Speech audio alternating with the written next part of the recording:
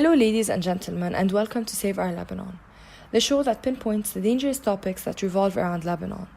The goal behind this podcast is to tackle a diverse number of important issues in an informal, free, and comforting way without feeling judged. We mostly bring up topics that can raise awareness and educate our audiences about the obstacles that Lebanon has and still is going through, in addition to hearing the different perspectives people have. So I forgot to introduce myself. I'm Nour Halaby, and today with me is Mohammed Hajj Hadi. Today we're going to be talking about the garbage crisis that took place in Lebanon throughout the years 2014 to 2016 and is still, till this day, an unresolved issue. Today's episode is brought to you by the Zero Waste Act. The Zero Waste Act is a business that focuses on encouraging the elimination of waste within the environment. Therefore, we all should take advantage of such movements and take care of our surroundings. In the summer of 2015, waste piled up in the streets of Beirut and Mount Lebanon, which marked the beginning of a yet renewed garbage crisis. The immediate trigger for this crisis was the protests of residents living close to the then operating landfill site of Niamey. The government had inaugurated this landfill site as part of an emergency response to a garbage crisis that shook the country way back in 1997. The site was supposed to be in operation for 6 years only, until 2003. However, its closure was gradually postponed until its set closure date on July 17, 2015. On this date, the landfill was once again not shut down. Therefore, about 40 protesters, consisting of nearby residents, organized a sit-in, which finally led to the closure of the controversial landfill. However, no alternative was provided for the disposal of the waste of Beirut and Mount Lebanon. On the same date as well, the contract of the Lebanese government with the company Suclean, which was responsible of picking up all the garbage in Beirut and Mount Lebanon, also expired. Activists have previously criticized Suclean for being overpaid and being linked to the country's corrupt system of governance. The company continued to carry out its waste collection services until its storage sites were also overloaded and it was forced to halt its services. This has led to a huge amount of waste piling up in the streets of Beirut and Mount Lebanon. As a consequence, the sit-ins of the residents living close to Niamey were joined by protests in the capital and throughout the country.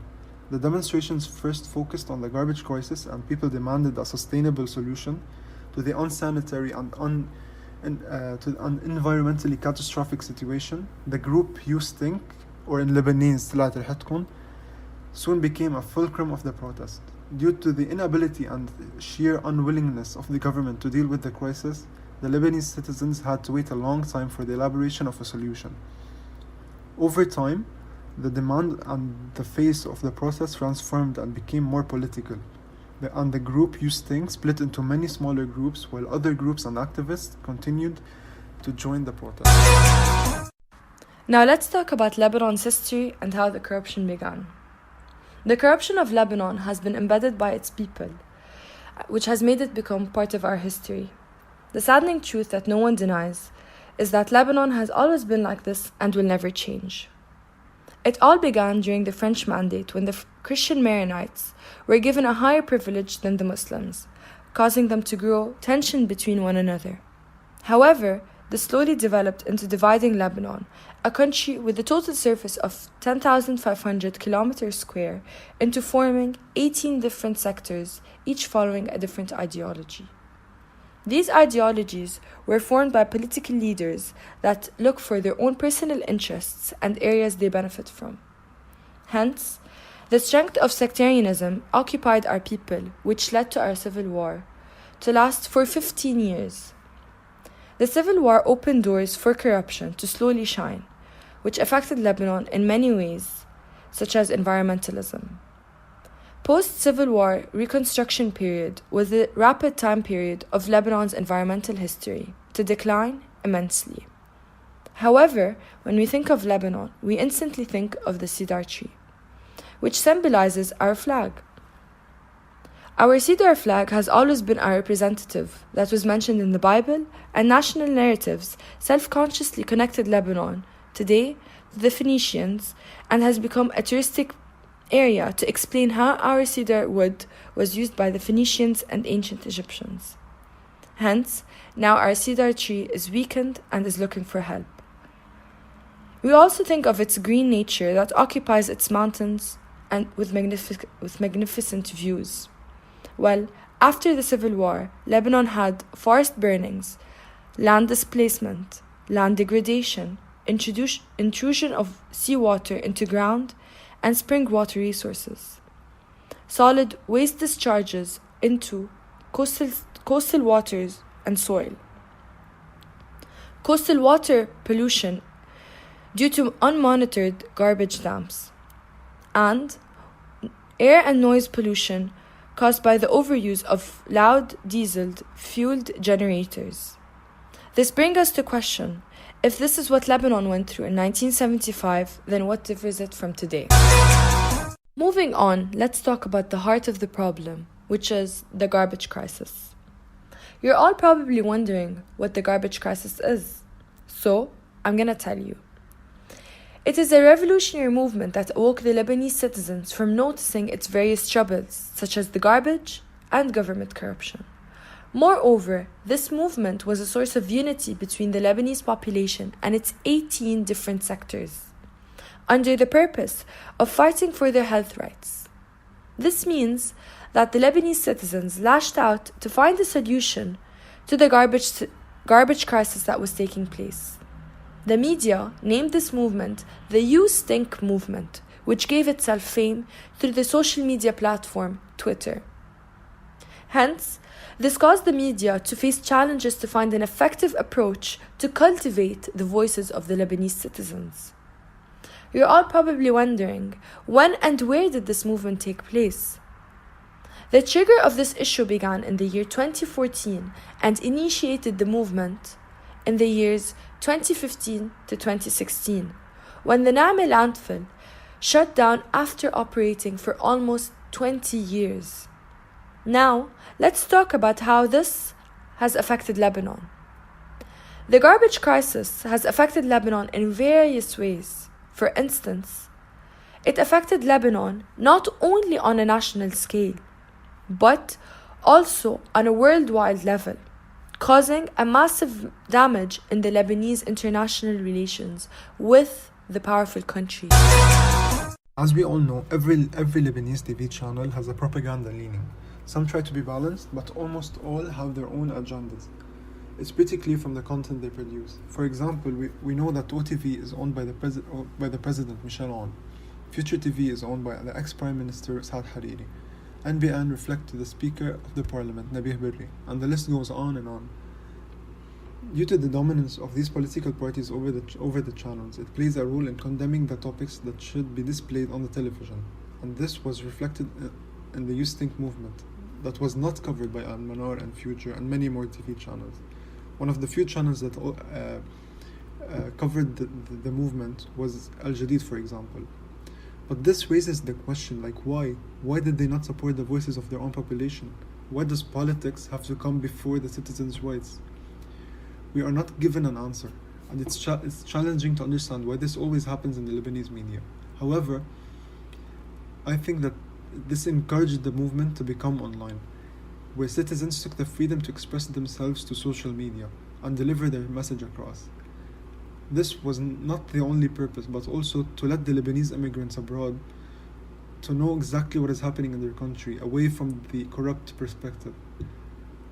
Due to the politicians' irresponsibility as well, some NGOs and small businesses decided to take action instead and consider the voices of the population.